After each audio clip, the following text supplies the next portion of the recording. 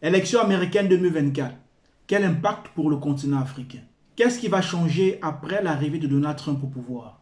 Quel type de relations les pays africains vont-ils nouer avec Donald Trump à la tête des États-Unis? Les relations diplomatiques vont-elles changer? Les relations économiques vont-elles changer?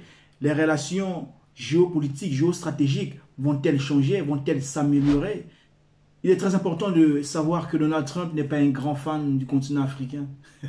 Il l'a d'ailleurs manifesté à plusieurs reprises par son attitude, par ses paroles. Et dans sa politique, on peut le constater de façon claire. Le continent africain n'occupe pas une très grande place dans la politique de Donald Trump, dans la politique extérieure de Donald Trump. Il se focalise plutôt plus vers l'Amérique latine, je pense, selon mon observation. Je peux me tromper, mais je crois que Donald Trump est plus vers l'Amérique du Sud, je vais dire.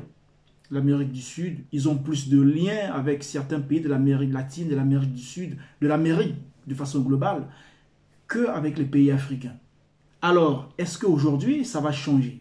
Est-ce qu'aujourd'hui, Donald Trump va revoir sa politique vis-à-vis des pays africains? Parce que les cartes du monde ont déjà été rebattues. Parce qu'il y a 4 ans, Donald Trump n'a pas laissé le monde dans cet état. Je dis et je le redis.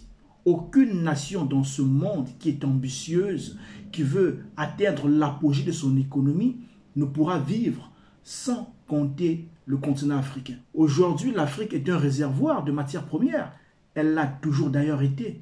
Mais sauf qu'aujourd'hui, les choses ont changé. Les cartes ont été rebattues. Les nouveaux leaders sont arrivés au pouvoir. Ceux qui font passer la priorité de leur pays avant toute chose. Ceux qui font passer les intérêts de leur pays, de leur peuple, avant toute chose. Même si Donald Trump n'a pas toujours mis l'Afrique en avant dans sa politique, dans ce mandat précis, il va être obligé de revoir ses positions vis-à-vis du continent africain, vis-à-vis de la place que l'Afrique occupe politiquement et géopolitiquement. Tout simplement parce que si les États-Unis aspirent à rester une grande puissance, il va falloir lutter contre la Chine. Il va falloir lutter contre la Russie. Il va falloir lutter contre toutes les puissances émergentes qui ont pour la plupart déjà un pied en Afrique. Et les États-Unis sont l'une des dernières puissances à avoir compris qu'ils ne pourront pas faire longtemps sans l'Afrique. Nous savons tous que l'Afrique n'a jamais été, pour Donald Trump, une priorité dans sa politique, même si avec Joe Biden, avec les démocrates, on va dire de façon globale, ils ont toujours considéré l'Afrique comme un plan majeur dans leur politique. Moi particulièrement, comme je l'ai toujours dit, l'Afrique n'attend rien de personne. L'Afrique n'attend rien des États-Unis, elle ne l'a jamais attendu d'ailleurs, et elle n'attend personne d'autre.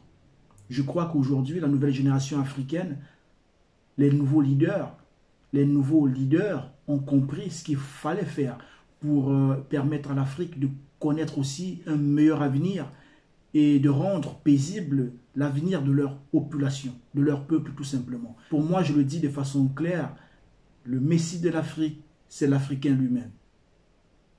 Le Messie de l'Afrique, c'est l'Africain lui-même.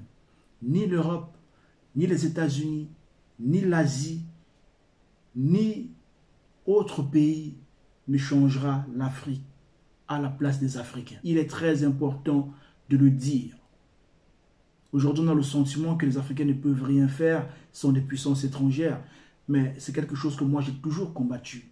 J'ai toujours prôné une Afrique où les Africains sont au devant de la scène. Et c'est d'ailleurs ce à quoi on assiste aujourd'hui avec l'arrivée de certains leaders au pouvoir, même si pour certains, ils sont arrivés par ce qu'on appelle le coup d'État. Au moins, on peut voir une différence dans leur mindset, dans leur façon de gestir la chose publique. Ce sont des choses qui ont beaucoup manqué aux Africains.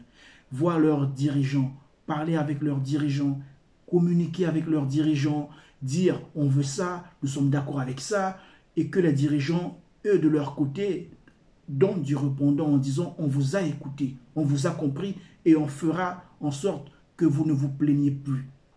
Donald Trump, Joe Biden ou Kamala Harris ne vont pas avoir une politique qui va le mettre en danger ou qui mettra les États-Unis en danger ou leurs partenaires en danger. C'est ce que je pense.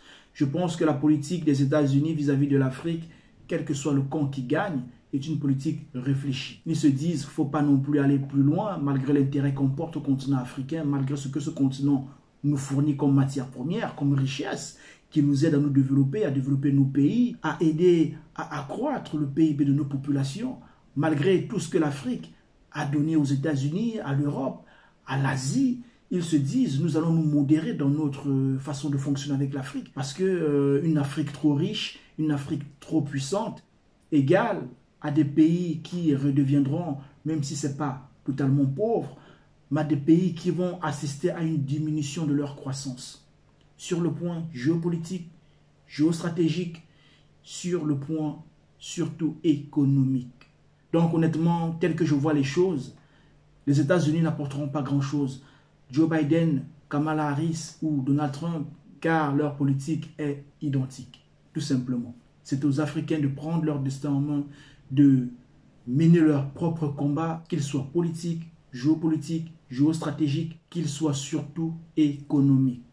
Donc c'était vraiment une très brève vidéo, parce que chaque fois qu'il y a une élection aux États-Unis ou ailleurs, on pense toujours que le candidat qui viendra fera mieux que son prédécesseur en matière de politique extérieure vis-à-vis de l'Afrique. Et j'ai toujours dit, j'ai toujours prôné que l'Afrique se fera par les Africains et pas par autre puissance.